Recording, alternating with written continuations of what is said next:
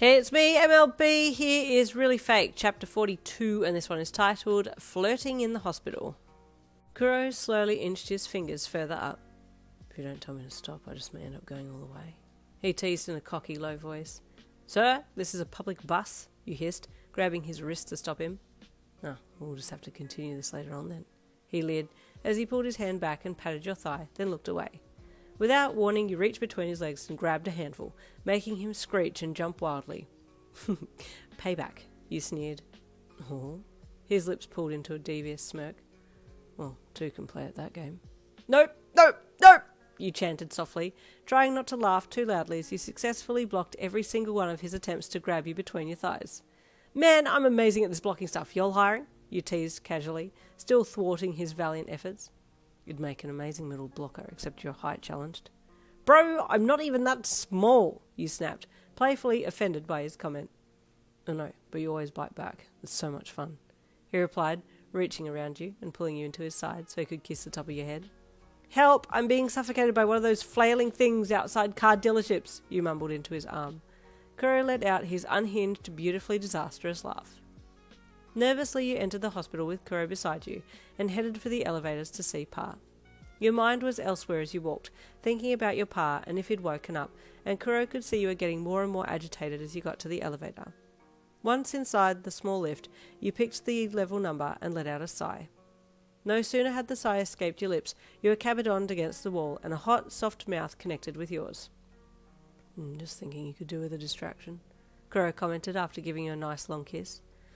Yeah, well, it worked, you said with a surprised look on your face. Thanks. No problem at all. The elevator doors opened and you both hopped out, looking like nothing had happened at all. Mechanically, you started off down the hall to your Pa's room, ears straining to hear his voice as you got closer to his door. Pa? You asked softly as you pushed the door open a little and stepped inside. The rhythmic beep of the heart monitor replied to you, but unfortunately that was the only reply. Your Pa was still unconscious, lying peacefully in the bed, and your heart sank a little. I was kind of hoping he'd be awake by now, you thought, as the hopeful expression on your face faded. Kuroo placed a gentle hand on your shoulder, and you turned into him for a hug.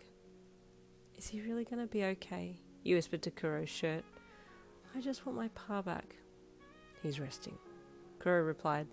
He needs the rest. Don't rush him. He'll be back and bouncing in no time. Although Kuroo wasn't medically trained whatsoever, and really didn't know if your Pa was going to make it or not, his words comforted you, and you hugged him tighter to show your gratitude. Hi, Pa, you croaked, pulling your head back from Kuroo and looking across at the still figure in the hospital bed. Your favourite grandson's here, Kuroo said happily with a closed-eyed smile. It's me. I'm the grandson. No, I'm the favourite, you pouted, craning your head back to look up at Kuroo's smug face. Okay, I'll let you have this one win, he said with a sigh as he let you go and stepped back to flop down in the chair beside the hospital bed, sinking down into it and spreading his legs open comfortably, then resting his elbow on the arm of the chair and sitting his chin into the crook of his fingers, with one supporting the side of his face, his feline irises seductively watching you.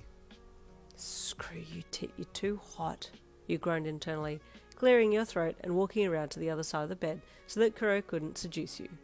He watched you, slowly tilting his head to the side and back a little so his eyes were always on you, and you tried to ignore him as you gently placed a hand on your Pa's. I miss you at home, you said with a little sad smile at the withered man. It's quiet, and your cabbages miss you too. Have you been watering them? Kuroo asked. Pa will wake up if you're not looking after them. I have been looking after them, you stammered, trying to cover your lie. I watered them on, You were going to try and lie again, but Kuroo had been with you over the weekend, so he knew you hadn't looked after Pa's cabbages. Well, anyhow, I'd better get going and tend to them again, you said quickly. I'll see you tomorrow, okay, Pa? Kuroo stood to leave as well, pushing his hands into his pockets as you walked around the bed to his side. Better get those cabbages fed and watered, he teased. You'll have hell to pay if they're dead. Shh, you hissed. Pa can hear you. Kuroo grabbed you in a hug and started walking towards the door with you still in his embrace, but walking backwards. We'll be back, Pa, he called. I'll take good care of your girl and your cabbages. You called your goodbye as well, but it was lost in Kuroo's school jacket as you tried to wrestle yourself free of his arms, but he didn't want to let you go. Once out into the hall, he finally let you turn around so you could walk beside him to the elevator. So, home time now? He asked expectantly. You going to stay for dinner? I'd stay till the morning if you asked me to, he replied with a smirk. You smirked back and elbowed him. You already did that last night. You want to do a repeat of that night? It was fun, he floated with a wink, pressing the button on the elevator as you stopped next to it. Didn't you say we were going to do something on the lounge, though? You inquired teasingly. We can do it all over the house if you're interested. Bake cookies? You asked with sudden excitement. But how are we going to bake cookies in the laundry? Oh, that's easy. You sit up on top of the machine and lean back and put your legs... This is no longer about cookies, tit! You gasped loudly with embarrassment, cutting his sentence short.